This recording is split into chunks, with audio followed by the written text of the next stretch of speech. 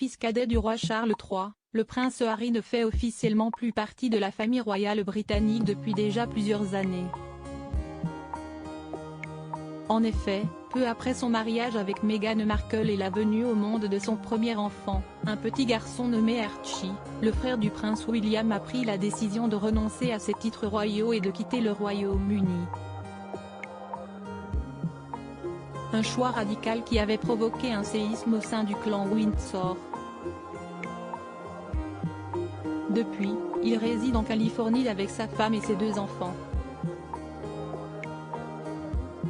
Mardi 16 mai 2023, le prince Harry et Meghan Markle se sont rendus à New York pour assister à une cérémonie, durant laquelle l'ancienne star de la série Suits fut récompensée. Une fois cet événement arrivé à son terme, le couple a sauté dans un taxi. C'est à ce moment-là qu'il fut pris en chasse par des paparazzis dans les rues de la ville. Dans un communiqué, le porte-parole du couple avait indiqué que cette fameuse course-poursuite acharnée avec des paparazzis très agressifs aurait duré 2 heures. Elle aurait par ailleurs failli provoquer des collisions avec d'autres conducteurs, des piétons, mais aussi 2 agents de la police de New York. L'issue de cette course-poursuite aurait pu être catastrophique, a conclu le porte-parole du prince Harry et de Meghan Markle. Si la famille royale britannique n'a pas bougé le petit doigt après cet incident, ne prenant même pas la peine de contacter le duc et la duchesse de Sussex pour prendre de leurs nouvelles, d'autres personnes ont affirmé que le récit des faits aurait été grandement exagéré par le prince Harry et Meghan Markle. La célèbre actrice américaine Whoopi Goldberg a d'ailleurs remis en cause leur version des faits en laissant planer le doute sur la possibilité qu'une telle course-poursuite puisse avoir lieu dans les rues de New York. Meghan et Harry, leur porte-parole répond aux accusations les visant, des accusations auxquelles le porte-parole du couple royal a répondu mardi 23 mai 2023.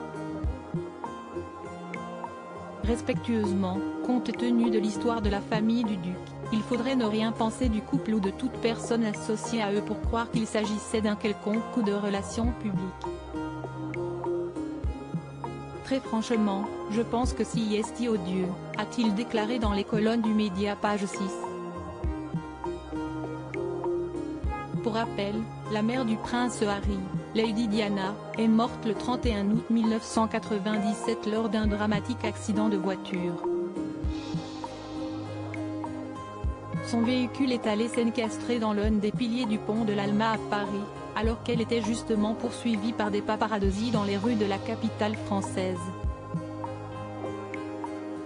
À propos de l'auteur Clément Machetto, passionné de sport, et plus particulièrement de football, de basketball et de catch, merci Canal+, Koh-Lanta est pour moi le programme incontournable de la télévision française.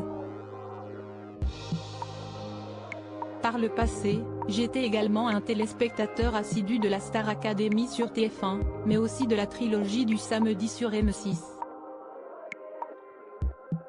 Aujourd'hui le monde des médias n'a plus aucun secret pour moi. Ou presque. Ces derniers articles. Victor Wembanyama, le prodige du basket français, va-t-il encore grandir? Elisabeth II, ce conseil inestimable donné à Sarah Ferguson avant sa mort. Maïtena Biraben millionnaire, ce qu'elle compte faire du jackpot qu'elle va toucher.